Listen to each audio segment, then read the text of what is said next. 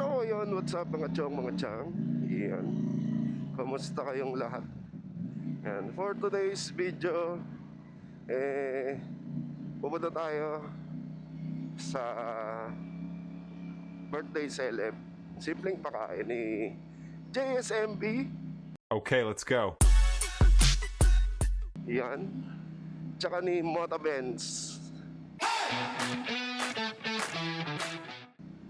At ayun, hindi natin kasama si Chang ngayon kasi masama ang kanyang pakiramdam.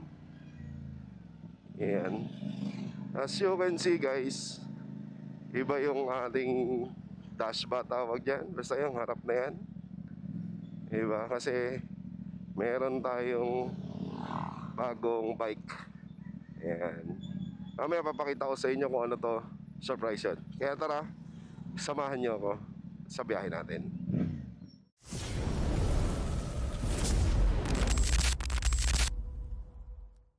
So yung mga chong, yun nga, pupunta tayo sa resort, sa Villa Cecilia Resort, na pagmamayari. Isa sa may-ari si Mota Benz. Iyan. At pupunta muna tayo dito sa may cruise, sa may Petron, kasi hintayin natin si Los Hermanos Clásicos.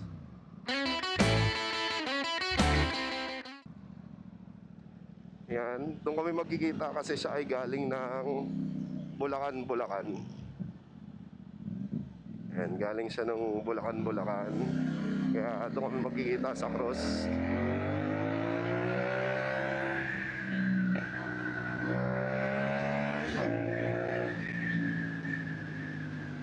Natin siya doon at sabay na kami pupunta doon sa meetup sa may 7-Eleven, sa may bypass.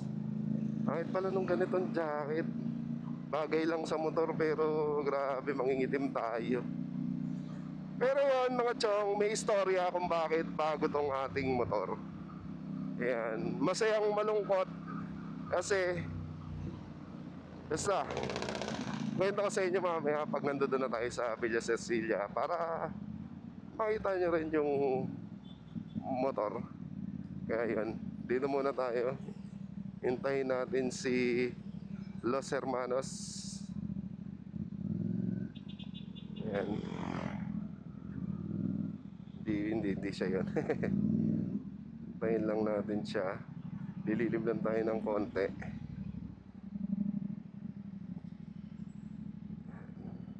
Kasi mainit na, 8:30 na. Ayan, ito lang tayo para madali niya tayo makita. Ayan pala. So ayun nga mga chong, nandito na si Pierce. Saglit lang tayo nagantay. Wala pang 5 minuets. Ayan, gamit niya ang Z900 RS. Grabe. Si Los Hermanos. Yan. Sa grupo namin, kaming dalawa lang ang naka-classic. Tapos karamihan is sports bike. Tapos may ilang naka sports touring. At meron kaming kasama ding naka-adventure. So ayan sa Tambike Squad, mga chong, wala kaming pinipiling motor. Hindi rin kami mapili sa mga nakakasama. Yan, as long as masaya ka tayong magkakasama, pwedeng magyabangan, pero dapat happy lang. Yan. Pumunta na kami doon sa meetup sa may 7-Eleven, sa may bypass, Plaridel bypass.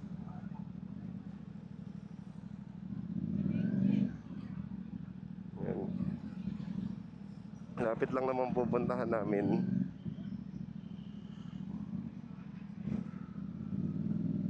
Kaya no worries, parang mga 30 minutes lang.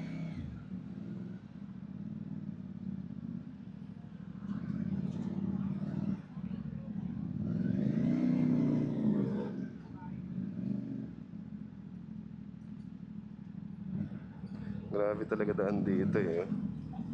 Tinawa si Pierce. Medyo tiptoe siya eh. Oh. Yan ang masasarap sa ano eh. Yan yung isa sa masasarap na mga classic na motor. Kasi siya ay equipped ng 900cc engine. Kaya akala mo eh hindi yan tatakbo ng matulin. Pero actually matulin yan. Ang lakas ng engine niya. Ako gusto ko pag bumabiyahe nasa likod lang. Para hindi ako nape-pressure. Para ako isusunod lang. Pagka kasi nasa unahan ka, parang feeling mo naiinip yun nasa likod. Pero ako, wag ka mag-alala. Las Clasicos, ako hindi naiinip. Ako'y natutuwa sa ganitong biyahe lang. Yung chill-chill lang.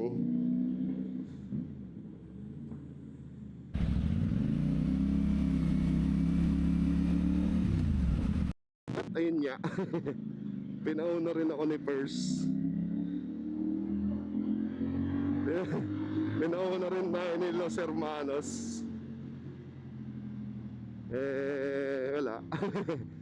Pero tsak makakahabol yan. Lakas motor niyan eh.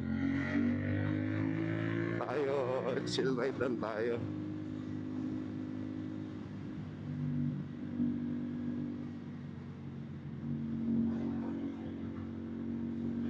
Doon lang naman tayo magkikita-kita sa may 7-Eleven. Sa may Plaridel, sa may bypass.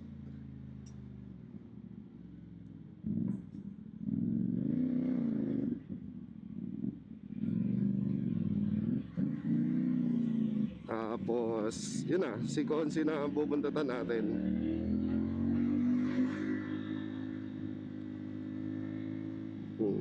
Malapit lang naman yan.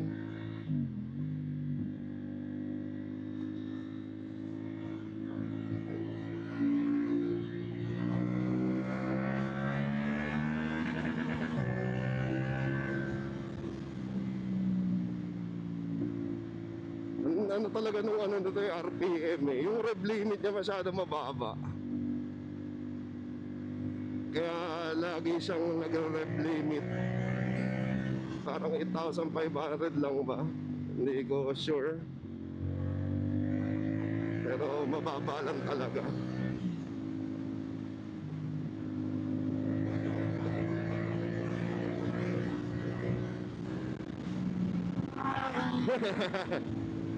Gulat ni! Sarap, no?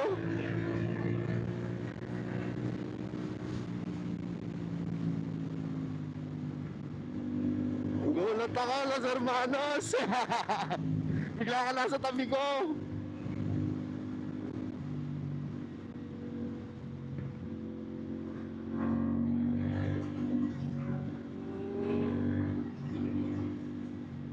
Di ba? Nasa una na ulit siya, di na ako mapipressure.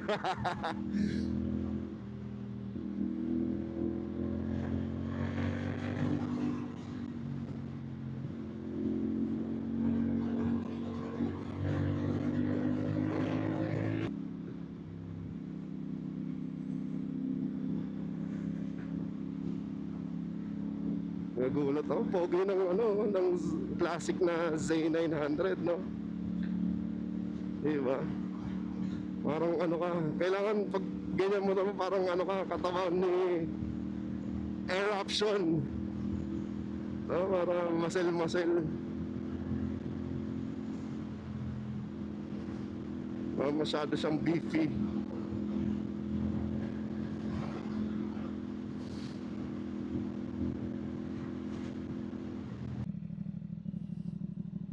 So yun nga mga chong, since dalawa lang kami ni Los Hermanos dito, kami lang din pala susunduin ni Gonzi. Sabi ko, wag na siya sumunod. Yan. Didiretso na kami dun sa resort. Kasi grabe, salunawin yung araw. Ayan yung araw. Tapos nakatutok sa 7-Eleven. Masyado mainit. Tsaka para makagayak na rin ang lulutuin dun si Motobenz.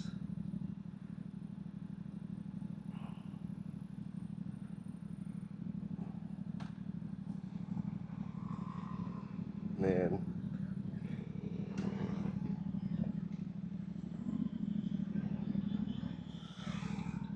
Diba? Diretso na kami dun.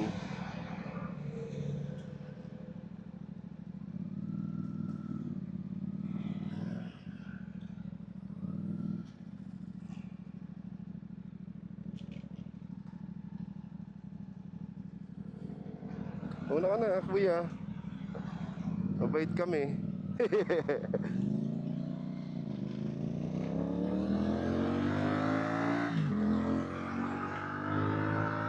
Diba? So, ayun. Diretso na kami ni, ano dito, ni Los Hermanos.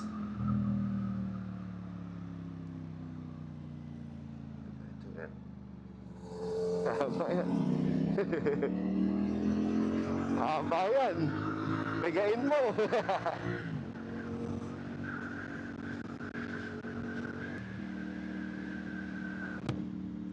So yun, malapit na rin naman to dito. Parang mga nasa, nasasakyan kami. Naabot pa kami ng 30 minutes. Sasakyan kasi yan. Pero kung motor, mga 15.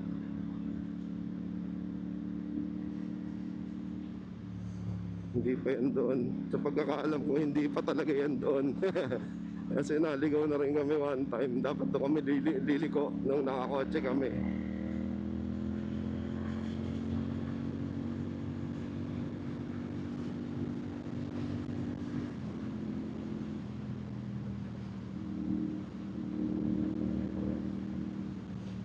Tapos may isa ditong likuan kasi.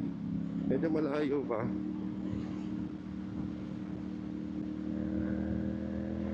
Diba? Ganda ng lugar dito. Beses ko na nadaanan to kaya medyo kampante tayo sa daan na walang mga biglang lubak.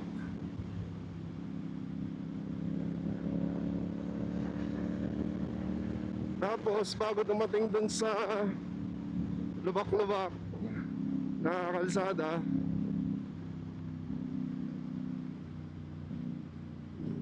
sarap diba? Bago dumating dun sa tinatampakan,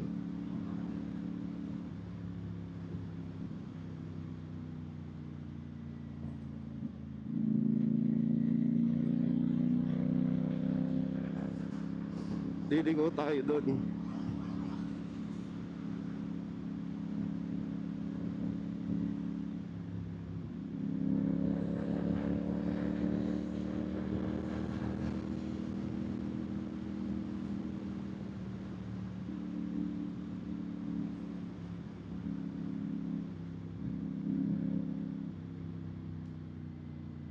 So dito na yata yan.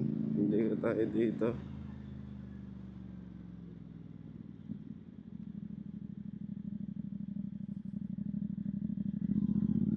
Ito na nga.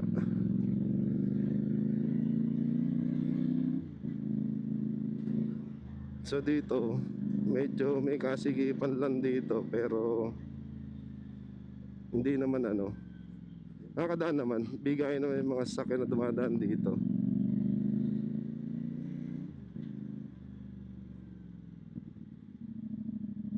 So yun nga. Ngayon ito daan. Pero mas grabe dun sa kabila.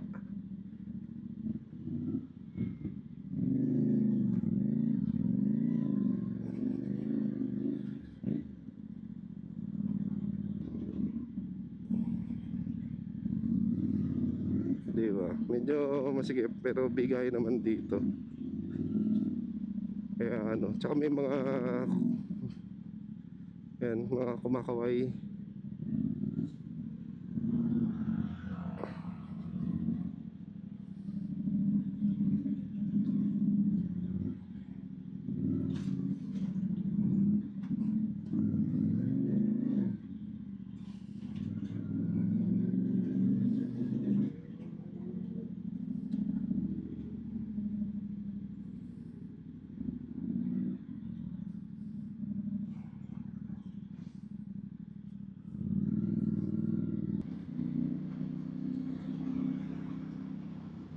So merong likuan doon.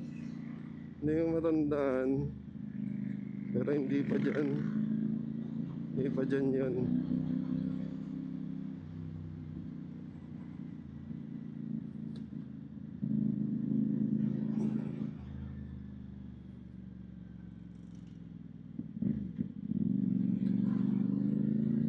Parang bypass lang din kasi yan eh.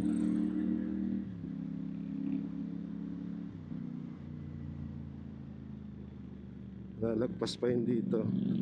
Ayan.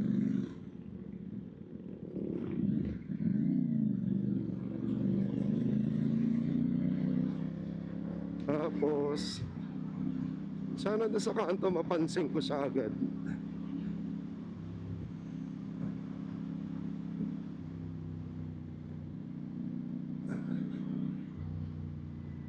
Kasi hindi talaga pansinin yung kanto na yun.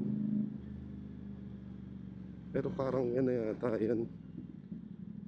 Yan. Mayroon na siyang signboard.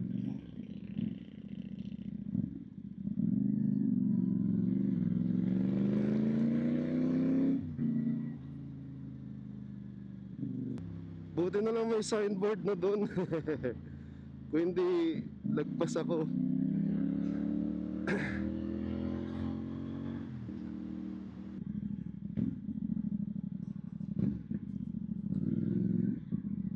Yan, tapos konting lubak-lubak na lang naman to. Tapos, ayun eh, resort. Nasaan na ba yun? Pagliko lang nito yung resort na eh. May signboard na yan eh. Sure ako. Sure ako may signboard yun.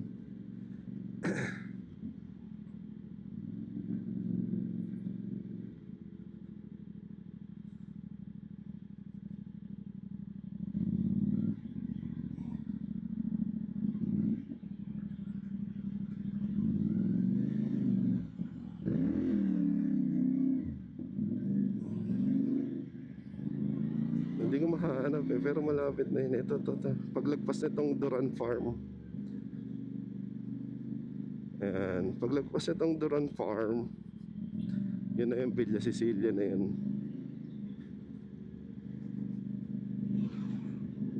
Diba? Medyo madami lang talagang truck dito. Pero ito na yun.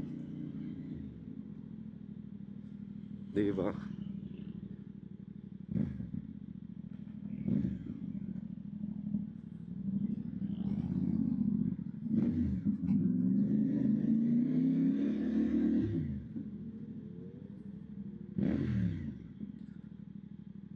Hindi ko alam kung nandito na si Consi. Nandito na. Ayan na yata yung Aerox niya. Not sure.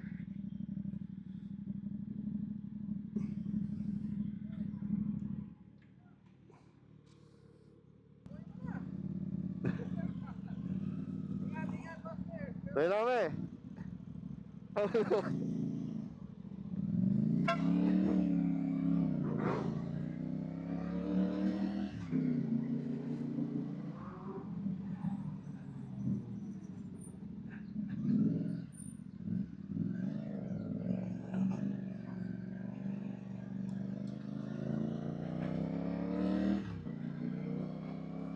At so yun nga mga chong, it's 2:30 p.m. Yun nga, tapos na kaming kumain. At kami ay uuwi na ni Pierce, ni Los Hermanos Clasico. Naiwan na sila doon kasi yung iba kararating lang. May prior pa kaming gagawin ni Pierce. Yun nga, si Chang medyo masama ang pakiramdam. At si Pierce may aasikasuhin pa sa kanilang tahanan. Kaya sabi ko sabay na rin kami umuwi.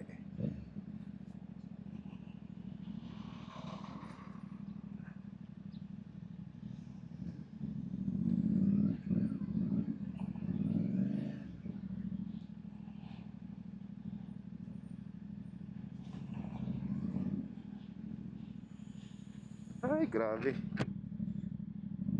So yun lang mga chong. Parang gagawa tayo ng separate video para dun sa ating bike reveal.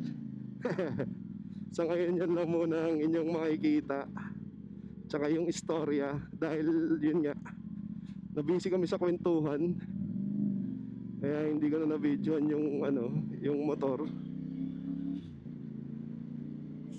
Yun lang mga chong, hanggang dito na lang muna. At maraming salamat sa inyong suporta. Kung nakaabot kayo sa dulo ng video na to, please like, share, and subscribe. Ayun mga chong, ride safe, ingat sa lahat, peace out.